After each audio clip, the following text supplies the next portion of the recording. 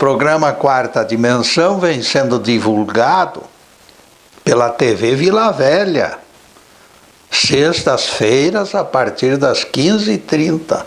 Nunca esqueça. O Serafim dos Anjos me abordou logo pela manhã. Pregador acabou com tua raça, Getúlio, disse ele, usando o texto do profeta Malaquias. Eu, o Senhor, não mudo. Está lá na Bíblia, Getúlio. Malaquias 3, versículo 6. Ele te desmentiu, Getúlio. Acabou com você. As tuas repetidas afirmações de que Jeová tem voltado atrás, tem usado segundo caminho, conforme algumas vezes você diz, acabou. Estamos agora com a Bíblia na mão. Vou te fazer portador de outra passagem, Serafim. Peça ao teu pregador que explique este trecho. Deus admite promessa que ele fez de que o sacerdócio de Eli seria eterno. Depois ele revogou a promessa. Prometeu e revogou a promessa. E Deus diz: longe de mim tal coisa. Cortarei o teu braço e o braço da casa do teu pai. 1 Samuel 2, versículos 30 e 31.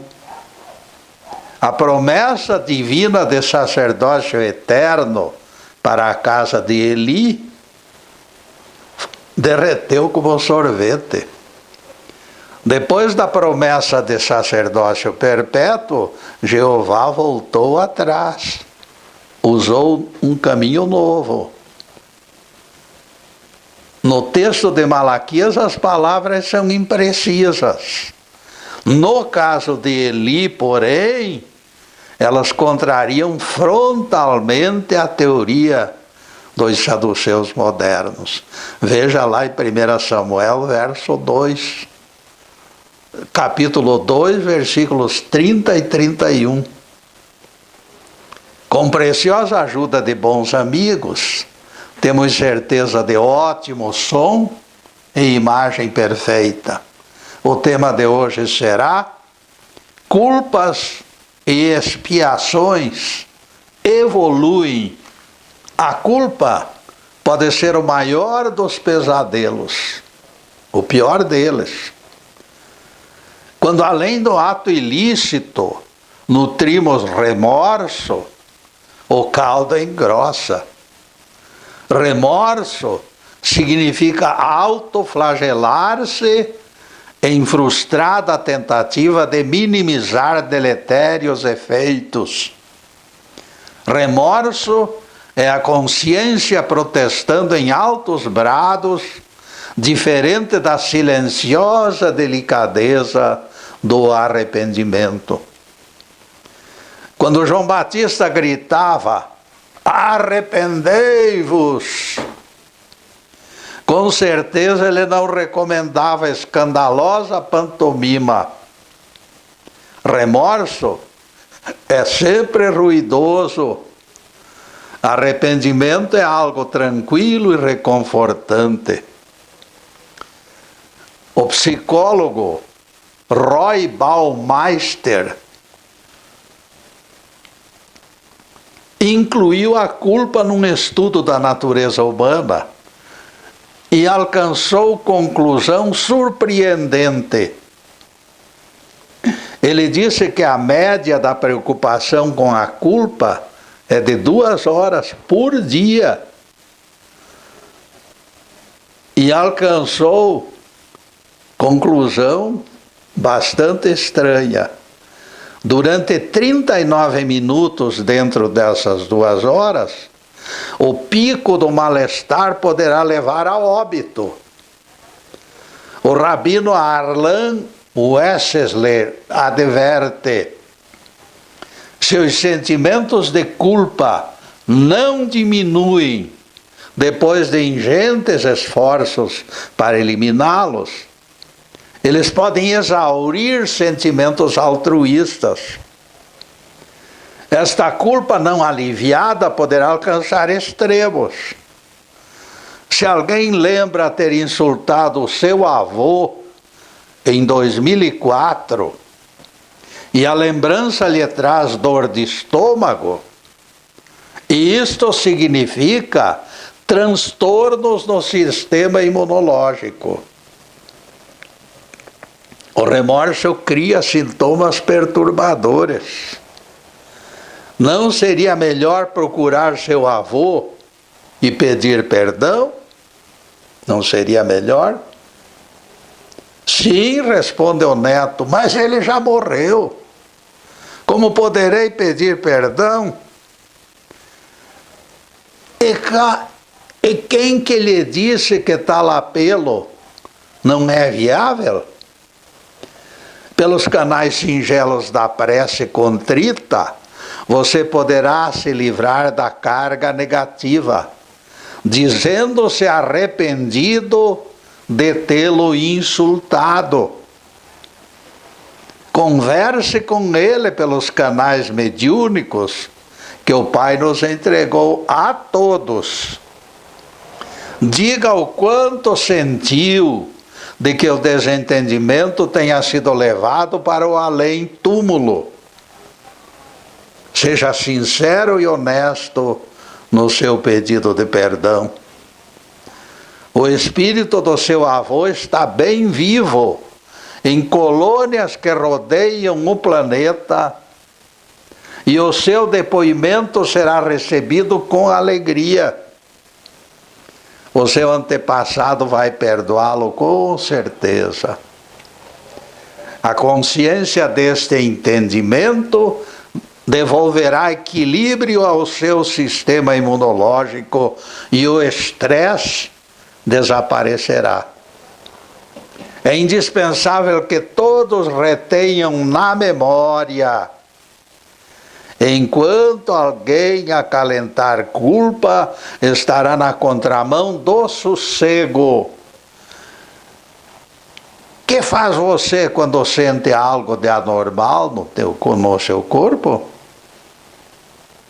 Ora, você procura especialista. Responde alguém sensato. O procedimento correto para prisioneiros da culpa será tomar providências. Paralisado como uma estátua, ninguém soluciona problema algum. Tudo no mundo tem solução. Agir sempre foi procedimento correto. Quando Cristina Ramos completou 22 anos, ela foi morar com Olavo Pires e assumiu a criação de seus 2 filhos. Apesar de oposição do seu orientador espiritual, ela seguiu adiante naquela aventura. A união do casal terminou dando zebra e eles se separaram meses depois. Cristina foi assaltada por enorme sentimento de culpa, por ter frustrado a expectativa daquelas crianças. Ela desabafou. Eu me sentia fracassada. A mãe delas foi embora. Quando eu cheguei, apostaram na minha pessoa e novamente ficaram sozinhas. Eu me senti profundamente abalada. Algum tempo depois, Cristina Ramos começou um namoro com um rapaz divorciado, que cuidava de filho pequeno. Desta vez, diz ela, fui extremamente cautelosa. Evitei apego, até descobrir que a relação era sólida.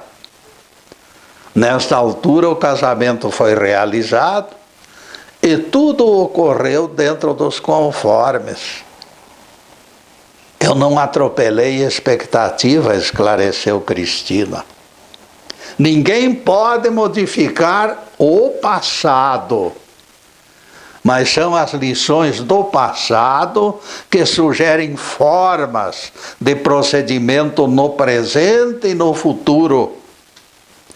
Felizes são aqueles que tiram proveito das coisas erradas para adotar diretrizes maduras. Estas pessoas aprendem que é perfeitamente humano cometer falhas no presente ciclo. Ninguém pode ficar martelando nas falhas, porque isso aí é falta de caridade conosco. Ninguém admita que a sua pisada na bola é o fim do mundo. No seu livro Lúcifer e Logos, Huberto Roden, que foi padre da Igreja Católica, nos aponta hino que era cantado por ocasião da Páscoa, naquele tempo. Ó felis culpa, ó vere necessarium ada e peccatum, quod talem e tantum meruisti habere redentorem. Traduzido em português, este hino diz o seguinte: ó culpa feliz, ó pecado de Adão, realmente necessário, que tal e tão grande Redentor merecestes. Como podemos aceitar culpa feliz?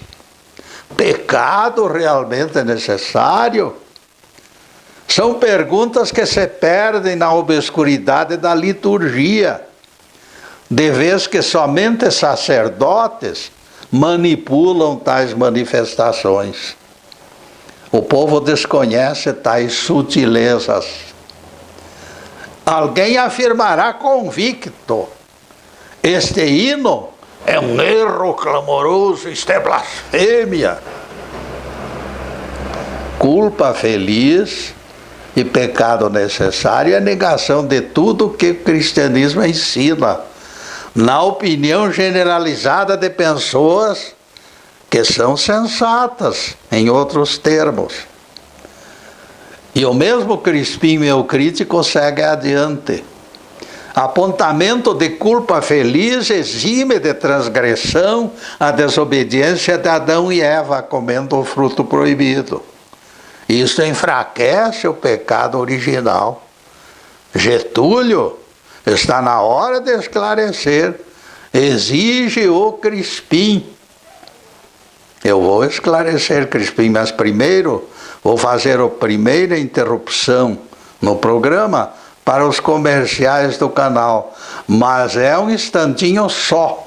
Daqui a pouco estaremos de volta. Obrigado.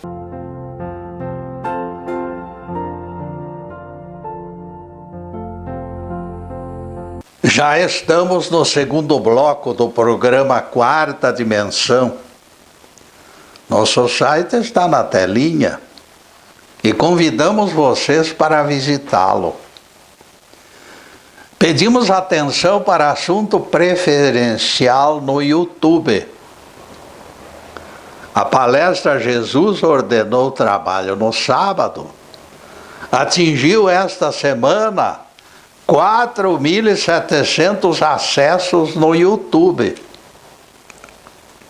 Com a nossa modesta estrutura, este número me alegra. E eu peço aos bons amigos que me ajudem nesta reta final a completar os tão sonhados 5.000 acessos. Percebam que jamais exaltei meu trabalho de muitas décadas. Sempre eu considerei tarefa modesta. No entanto, ficarei feliz quando atingir os 5.000 acessos, sabedor de que o presente chega de vocês todos, porque todos estão colaborando, assistindo a essa palestra tão importante. Atenção para a fórmula de localização de páginas no YouTube, na nossa parte. Digita as palavras TVM, YouTube, Zube, e centenas de palestras poderão ser assistidas dessa forma. O conteúdo deste horário é gravado nos estúdios Fernando Martins e tem sido transmitido ao vivo às quartas-feiras pelo Facebook Live TV PG. Com essa pantomima aí que está acontecendo no mundo, mudou um pouquinho, mas é mais ou menos na quarta-feira que sempre aparece. Agradecemos e parabenizamos o Fernando e o Zube pela audiência que consideramos satisfatória, dentro das nossas expectativas, é claro. Em seguida, a continuação do tema: culpas e expiações evoluem. O fruto da árvore que está lá no meio do jardim, dele não comereis, disse Deus. Gênesis 3, versículo 3. E o Senhor Jeová decretou a sentença de morte para eventual castigo. Contrariando o decreto, a serpente disse à mulher: é certo que não havereis de morrer. Gênesis 3, verso 4. O casal serviu-se do fruto e não morreu. A Bíblia foi clara. Aqui também Deus está contemporizando, deixando de lado aquilo que ele já havia prometido, a morte prometida. Vejam só. Os dias todos da vida de Adão foram 930 anos. Gênesis 5, verso 5. Para alguém que ia morrer, 930 anos, meu amigo, por favor. Se alguém escreveu morte como castigo, apague a palavra castigo e substitua pelo vocábulo prêmio. O sujeito com saúde viver 930 anos, por favor. Alguém acha pouco esses 930 anos reencarnado? A serpente foi audaciosa, incentivando a desobediência, ainda antes da ingestão do regalo. Ela disse: Deus sabe que no dia em que dele comerdes, os vossos olhos serão abertos, e como Deus sereis conhecedores do bem e do mal. Gênesis 3, verso 5. Isto foi dito pela serpente, e a Bíblia confirma, e o próprio Jeová as admite. Escutem o que Deus diz. Disse o Senhor Deus: eis que o homem se tornou como nós, conhecedor do bem e do mal. Gênesis 3, versículo 22. O livre-arbítrio foi usado para os adâmicos no momento exato em que Adão garantiu liberdade. É o que tenho divulgado em toda a minha vida. Tudo nos é permitido, tudo. Não existe freio nenhum. Tudo nos é permitido, embora nem tudo seja conveniente, como diz o apóstolo Paulo. Em termos de certo ou errado, cabe à nossa consciência discernir. Aquela serpente nada tem a ver com Satanás, porque Satanás não passa de mitológica nuvem de pensamentos negativos. Ele é a imagem do mal, mas uma imagem virtual. Quem falou como serpente foi a inteligência dos adâmicos, ainda embrionária, escapando da inocência para se tornar vivente responsável. A chamada morte, decreto de Jeová, é a transferência da raça de espíritos, lá de Éden para o planeta Terra, onde Adão viveu 930 anos. O conhecimento do bem e do mal, definido por Jeová, significa inteligência despertada. É verdade que a inteligência dos adâmicos ainda engatinhava, mas servia aos propósitos divinos. O homem que Deus criara na terra dera origem à raça inocente demais, ingênua demais, preguiçosa demais. Eles não pecavam, sabem por quê? Por falta de bafo, por falta de ânimo. Não por virtude, mas por fraqueza. Eles não praticavam maldade. Antes dos adâmicos não existiam culpados no planeta Terra. Também não existia vivacidade e dinamismo. Era um marasmo completo. A própria Bíblia manifesta gemido de frustração. Não havia única planta na terra, e nenhuma erva do campo brotara, e não havia homem para lavrar o solo. Gênesis 2, versículo 5. Todos sabemos que o homem já havia sido criado no 6º dia, mas aquele só se mexia para comer e gerar filhos.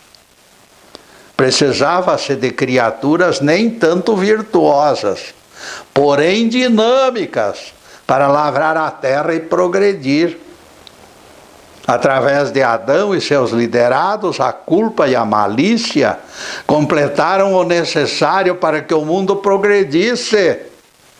Como consequência, para a sorte dos terráqueos, também vieram o dinamismo e o trabalho. Considerando o êxito alcançado pelo sangue novo daquela raça trazida do Éden, o Criador ampliou a existência de Adão para quase 1000 anos.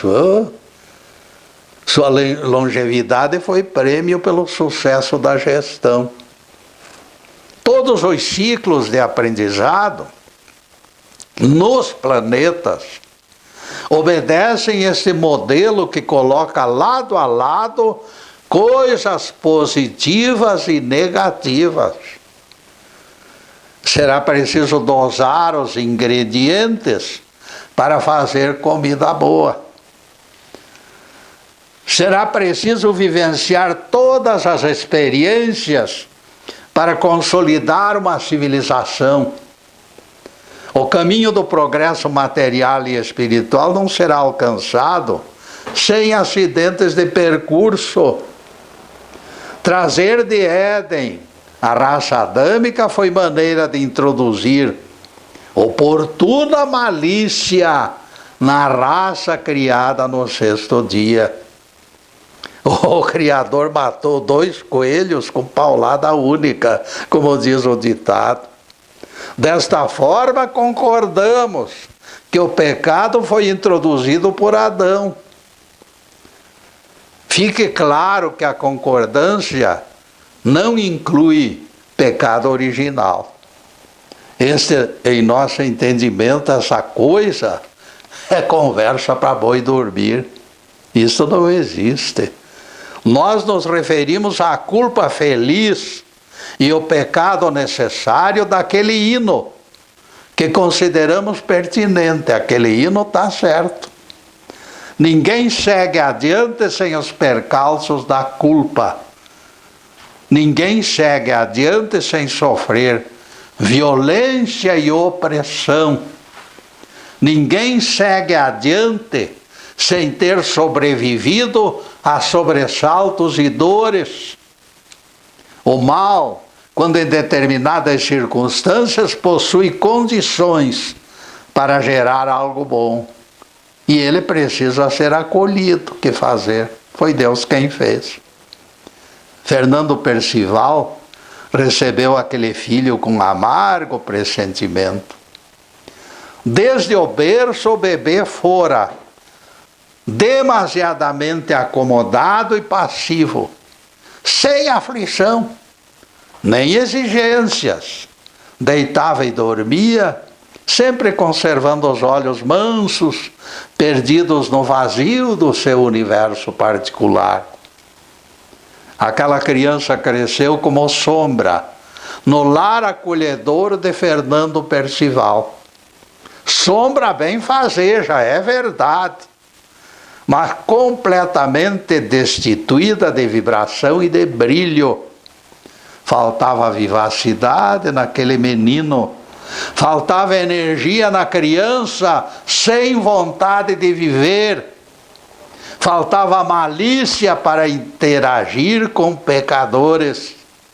Aquele garoto era dócil demais, sensível demais, inocente demais. E neste ponto, amigos, nós vamos fazer mais uma pequena interrupção no programa para os comerciais do canal, mas é um instantinho só. Daqui a pouco estaremos de volta. Obrigado.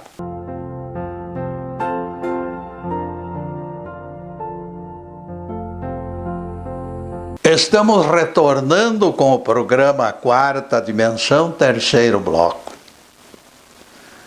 Corujas agourentas pregam aos microfones que a Terra vai ficar escura e vazia durante 1000 anos. E demônios serão únicos moradores. Disse Deus: eis que vos enviarei Elias, o profeta, antes que venha o grande e terrível dia do Senhor. Ele reconduzirá o coração dos pais aos filhos e dos filhos aos pais, a fim de que eu não precise interditar a terra. Deus havia dito que ia queimar a terra, que ia escurecer, que ia fazer isso e aquilo, e não fez. Malaquias 3, versículos 33 e 34. Neste caso também Deus muda seus planos, amigos.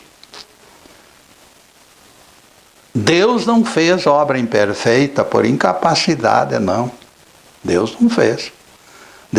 Tudo que Deus faz pode ser feito da melhor maneira possível, mas Ele também pode querer não fazer tão bem assim. Por quê? Fê-las para a valorização e autoestima do próprio ser criado. Jeová entregou o complemento da criação ao próprio homem, concedendo-lhe livre-arbítrio, evolução e muitas vidas para aprendizado longo. O tempo dilatado nos salvará, ungidos pelo nosso Cristo interno e eterno. Lá no passado foi Noé. Aqui a Bíblia fala no espírito de Elias, reencarnado, quem abrandará o coração de Deus. A justiça divina não cortará a nossa luz, amigos, não se preocupem. E depois desse pinguinho de doutrina, o assunto de hoje, culpas e expiações evoluem. Faltava algo no filho de Fernando Percival, aquele que eu falei no bloco anterior, que o colocasse em sintonia com o mundo com o qual reencarnara, no qual reencarnara. O pecado é segunda natureza de quem vive neste ciclo. Como escreveu João Evangelista, se dissermos que não temos pecado, a verdade não está em nós. 1 João 1, verso 8. Todos somos pecadores. O homem do sexto dia, naquele primeiro ciclo, era inocente, sem pecado. Mas isto ocorria por incapacidade, não por mérito. Essa inocência não é a inocência que Deus deseja.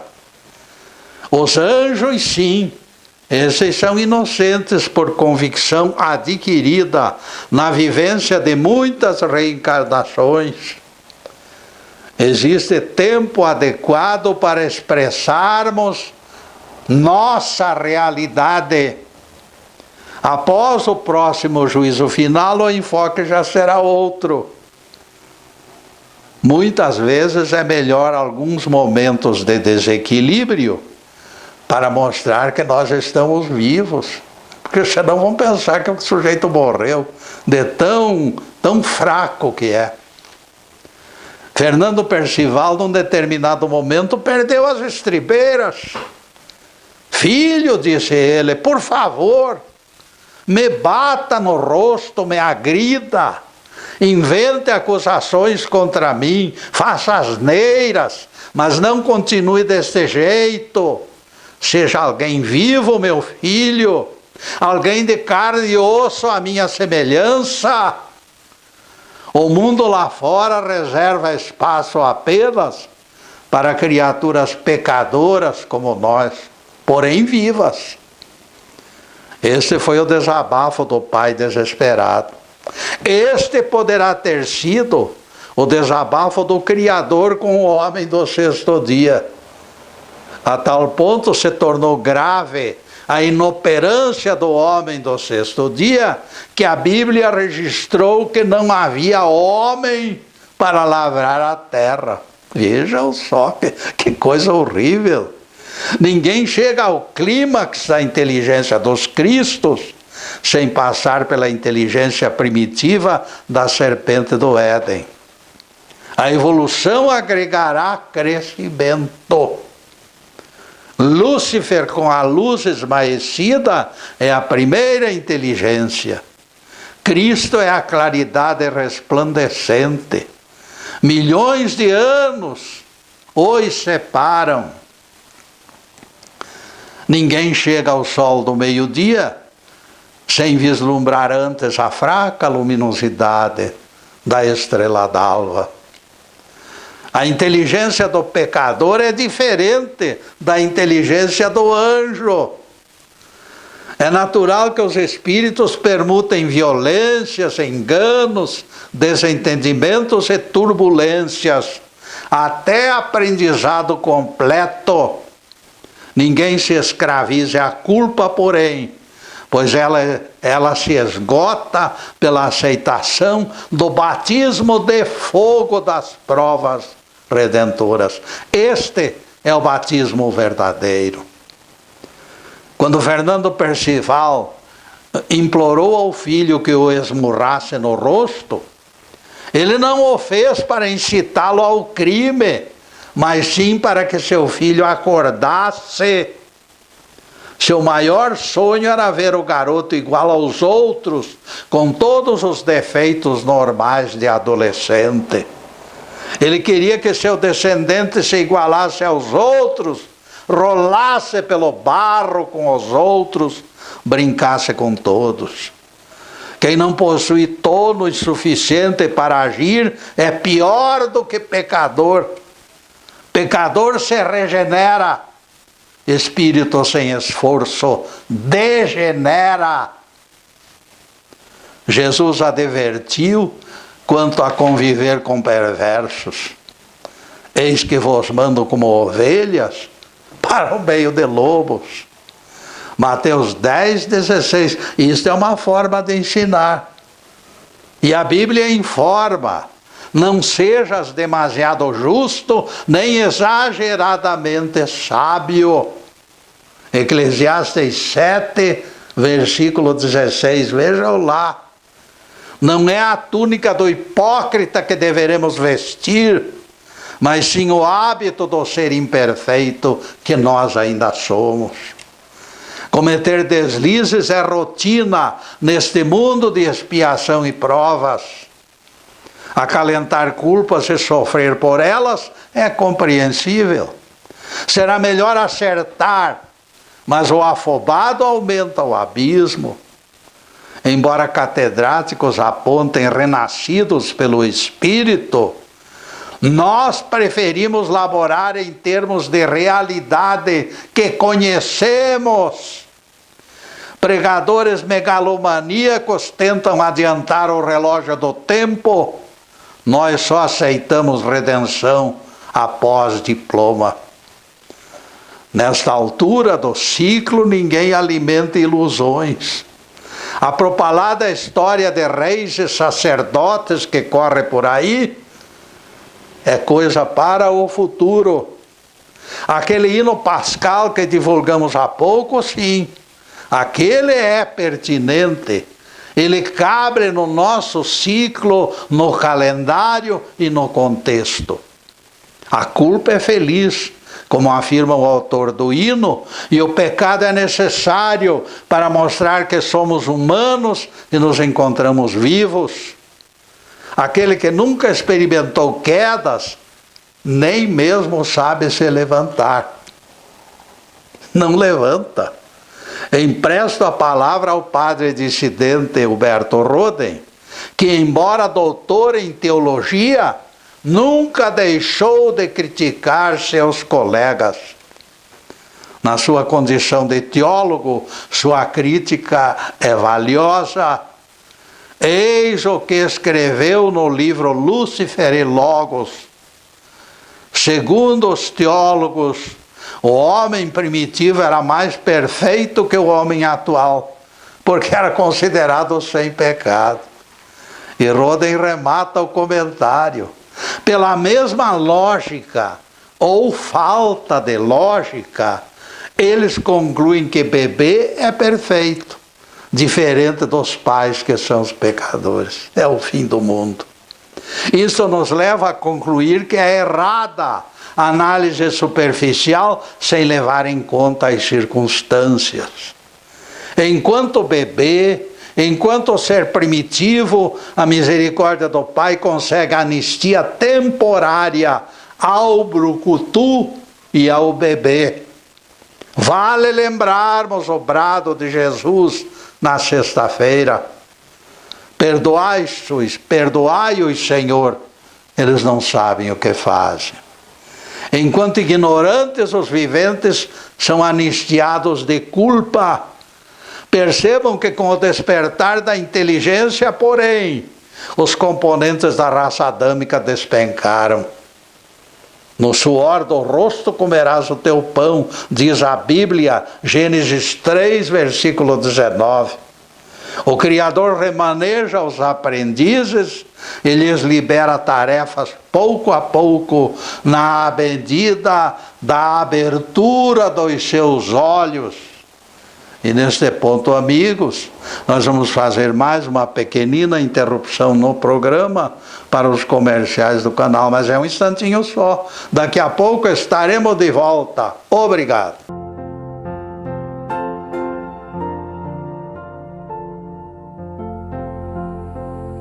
E atingimos o último bloco do programa Quarta Dimensão, de todas as sextas-feiras, 15h30, na TV Vila Velha, canal 16.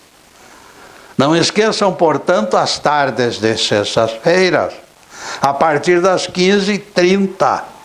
É o momento desse nosso encontro. Na próxima sexta-feira abordaremos outro tema ligado aos evangelhos. Em seguida, os últimos questionamentos sobre o assunto de hoje, culpas e expiações, evoluem. Cada lição aprendida faz crescer responsabilidades e eventual expiação de culpas. Vejam o que Deus disse à serpente: rastejarás sobre o teu ventre e comerás pó todos os dias da tua vida. Gênesis 3, versículo 14. Cresce a fervura do caldo na exata proporção do progresso espiritual. A quem muito foi dado, muito será exigido. Mas, por favor, não seja exagerado na cobrança implacável dos seus atos. Seja perdoador de você mesmo também. Não esqueça que você também é digno de misericórdia. Teresa Bel, por exemplo, entrou em depressão quando a mãe morreu, depois de longa enfermidade.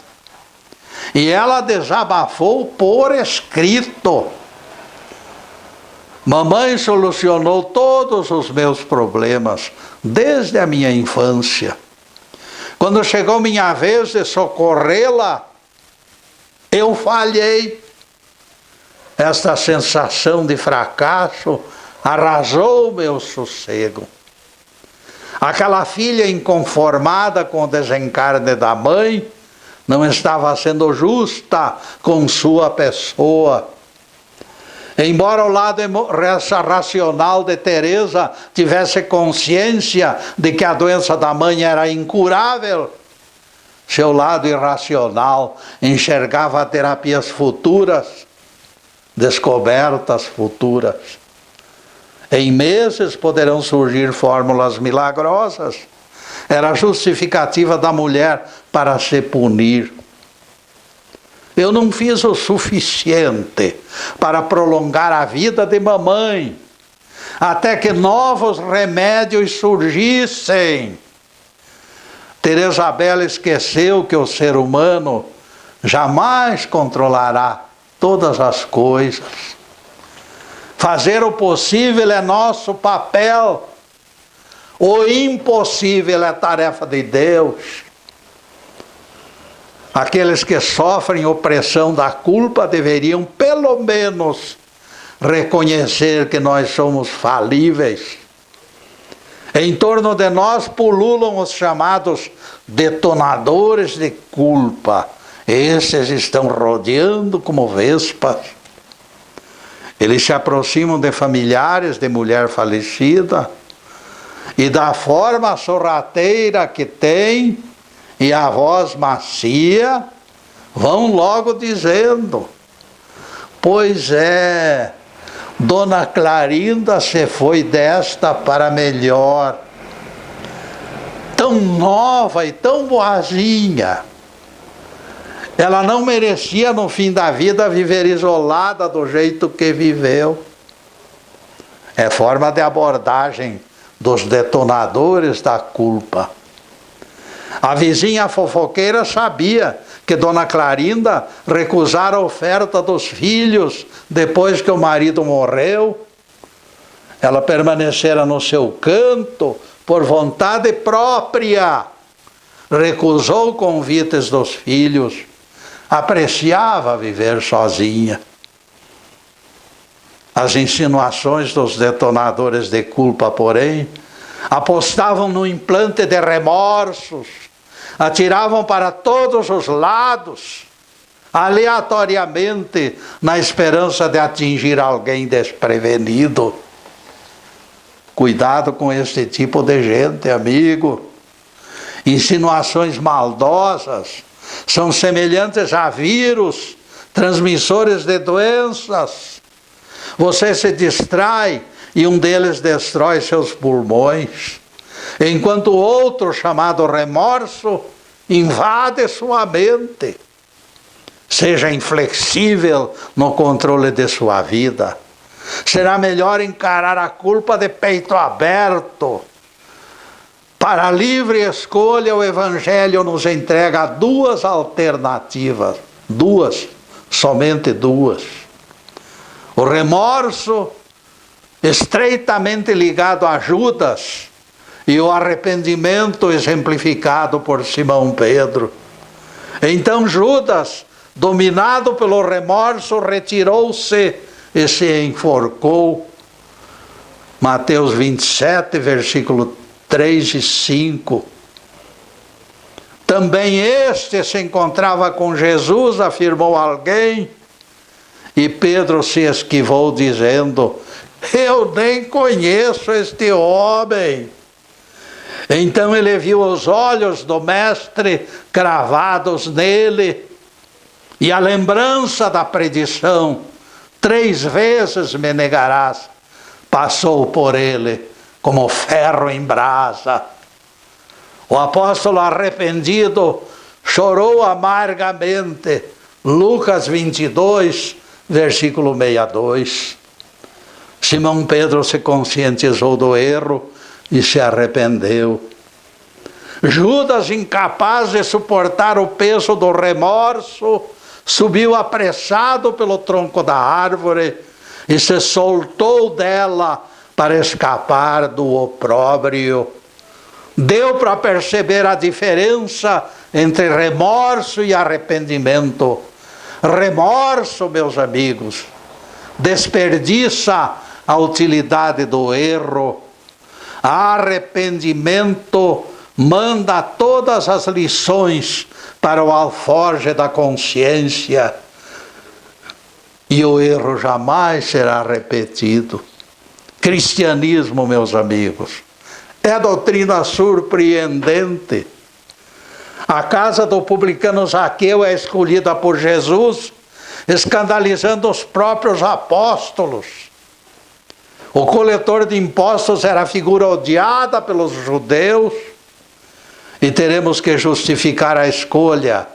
Errado por errado, todos nós somos errados. Pecadores por pecadores, todos nós somos pecadores.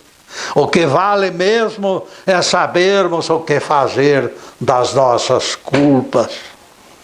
Jesus queria exemplificar e Zaqueu tornou-se o modelo perfeito. Se a culpa produziu resultados, como aconteceu com o coletor de impostos, ela poderá até mudar de nome. Com sobras de razão poderá ser chamada de culpa feliz, como expressa aquele hino do passado.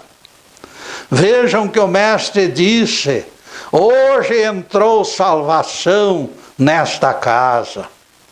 Zaqueu surpreendera, ele também aprendera a reciclar a culpa. Zaqueu se dispôs a devolver aquela montanha de supérfluos que não lhe pertenciam e que ele roubara. Ele foi reintegrado ao rebanho divino. As leis flexíveis da justiça mais alta disponibilizam variáveis para resgate dos nossos erros. O amor cobre multidão de pecados, como diz a Bíblia. O mais rebelde pecador alcançará em tempo oportuno a alforria da escravidão, culpa da culpa por parte deste Pai Celestial misericordioso. Ninguém esqueça que o Cristo juiz vai acolher as ovelhas, não por batismos, dízimos, frequência às igrejas e outras invenções humanas. O passaporte será: estive com fome e me destes de comer. A iluminação irá clarear as sombras da nossa personalidade rebelde e quando menos esperarmos, a doçura da graça e do perdão nos arrancará do cárcere. Ninguém se iluda com as ameaças interesseiras de pregadores equivocados. O nosso Rabi sempre encontrará jeitinho de queimar as palhas das nossas transgressões na imensa pira do seu amor. Louvado seja Deus. Que o Senhor nos abençoe e nos guarde. Que o Senhor faça resplandecer o seu rosto sobre nós e tenha misericórdia de nós. Que o Senhor sobre nós levante o seu rosto e nos dê a paz. Louvado seja o nosso querido Deus Pai. Louvado seja o santo nome de Jesus, o nosso Cristo. Muito obrigado, meu Deus. Muito obrigado, Jesus. E para vocês, amigos, além desta câmera, saibam todos que eu estou vibrando e pedindo a Deus que possa derramar suas bênçãos sobre todos aqueles que estão nesta corrente maravilhosa. Bênçãos de paz, de harmonia, de saúde, de prosperidade, de tudo que existe de bom, mas acima de tudo, meus amigos, amor no coração. Porque o amor é o alicerce de todas as esperanças humanas. Muito obrigado, meus amigos, e boa tarde.